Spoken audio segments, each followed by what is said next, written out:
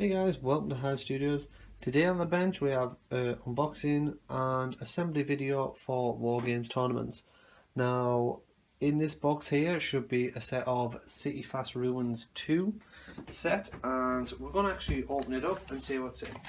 So we've got the bubble wrap on top, and then we've got one building. Move this box across here. Then we've got another building. Two, got little smaller buildings, three, another one, four, another packet, 5, 6, oh a nice large one, that's 7, and another large one, that's 8. So in total that is 8 packets of MDF laser cut terrain that we are going to assemble. Now assembly is pretty simple, straightforward, but what we're going to do, I'll walk through one assembly with you, and then we'll do a time lapse of the whole thing, and then we'll come back and actually take a close look at them. So hey guys, welcome back. So a few things you're going to need before you start is a abundance of elastic bands, some wood glue, I tend to use Gorilla wood glue, and a paintbrush or spatula to apply your glue. So first thing we're going to do, we're going to start with this larger building, and we'll open the packet. I'm just going to empty the contents out. Now, as you can see here, there is some little square pieces, rectangular pieces like that. You don't need those, but you can keep them to one side, and they actually come in handy later on for your terrain. So we'll set these bits out first. We'll take out all the excess bits we don't need.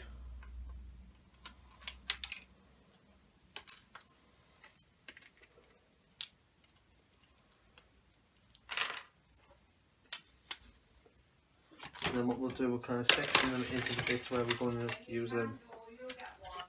And then we'll start from there. And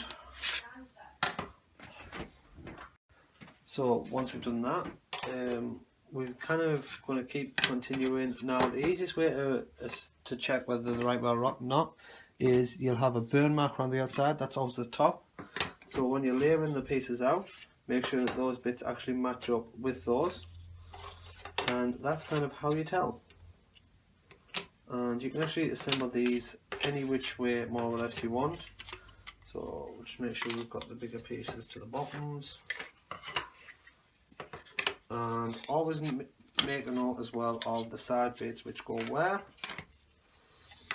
because if you notice on your buildings you'll have bits where it's just ones up one side, and on like this one here you'll have the same there with just the singulars, and we'll pop those out there. But on these other pieces here you've got the doubles at the bottom, then singles. Always something nice to take a note of.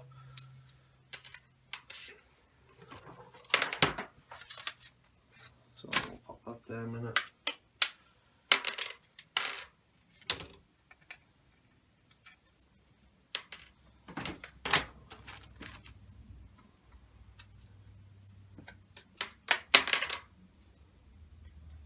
So with all of those out, we now start to begin. So we'll shift those out to the side a minute. Put them in the box. So chuck that down there. So what you want to do then, you want to take your two sides and just make sure they're going to match up first to choose which ones you want. So got those, and then you want to start at the bottom with your large with a single on, then a double. So just simply kind of like a dry fit with some of them, and you'll notice that on one of the sets there is two larger, like 2 ones at the bottom, and the other one's only got 1s on, so that it becomes that you end up with 2 of the larger floors. But you can assemble these any which way, just make sure that kind of like line up with each other, and as long as they all line up, you're good to go, to be honest. So what we're going to do, we're going to take our brush. Now what I found is easier is if you just run it along the centre bit first, and then the outside ones, and then you can actually wipe off any excess glue needed. that you don't need. So run that along in that way and that way. If we lie that piece down on there, then what we're going to do, we're going to actually just pop these pieces in that we're going to use. And I'm just thinking, yeah, I quite like that bit for the bottom bit. And then that on to the next floor. And then you can take your next piece, kind of vary them about a bit so you don't end up with too much of the same way. And then we'll pop that one into there. We'll actually wipe that excess off there. And then on this side, just replicate the same, but what you want to do on here is mark along the edges as well, where you know it's going to connect in.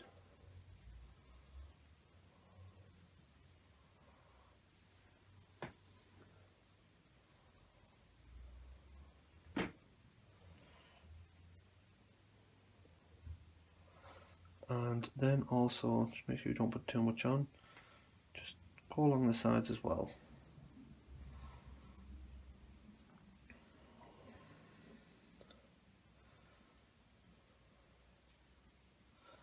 So now that's done, what you're going to do is you're actually going to assemble that into there and just get everything lined up nicely. Now once everything's lined up, this is where your elastic bands come into place. So you take your larger one and you then just pop that around the bottom. It's quite difficult to get it to do at certain times. So we'll try again. So get that into position.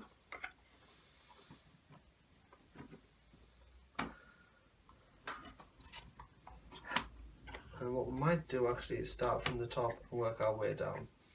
Might be a little bit simpler. So take that elastic band. What we'll actually do, we'll try and stand the building up. And then that one's gone. Just try and bring it up. So there's 1,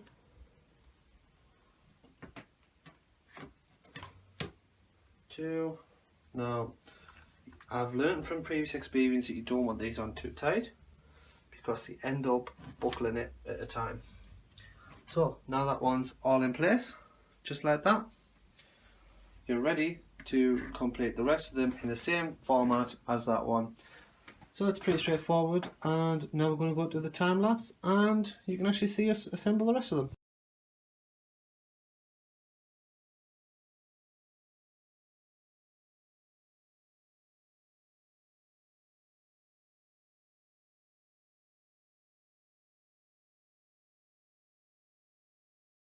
So guys, welcome back. Now as you can see, we have built all the terrain, and to be honest, that there is all that comes in that one packet, and I can honestly say that this is some of the best terrain I've seen at the moment.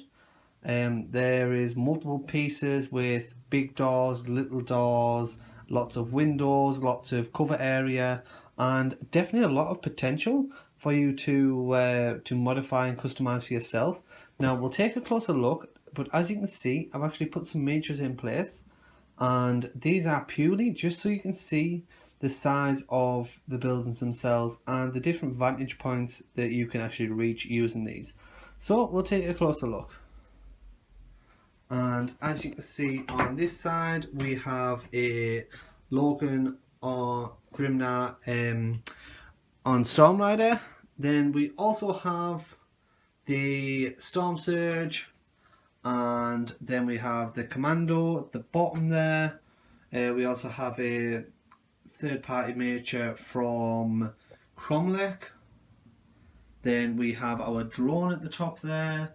Then we have another Logan on there, and if we move move closer down here, we have a Dreadnought, and over this side we have the Belarius Cowl. And as you can see, the variations in size per each miniature dictate the actual size of the buildings. And if you take a closer look, you'll notice that some buildings are single story, which is the ones at the front. Then you've got your double story ones. Then if you go a bit further back, you've got your triple story, and then your 4-story buildings, which have enough space on the top for a small command squad, which is definitely big enough. I mean, on this side here, I have got a drone, but you could easily stick up there a sniper. On this one here, you can obviously see the size of the miniature I've got up there, and he is quite large.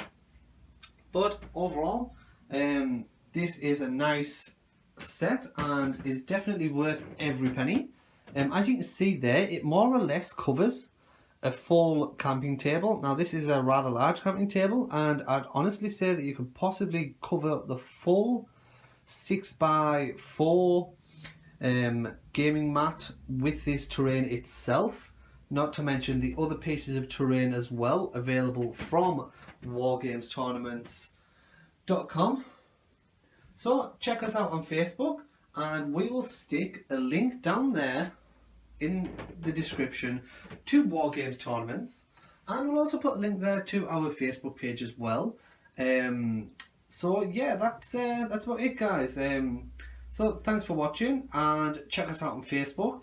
Every like you give us on Facebook brings us one step closer to that goal of reaching a decent following, as well as every subscribe as well on YouTube. So thanks guys for watching, and catch you soon in the next video.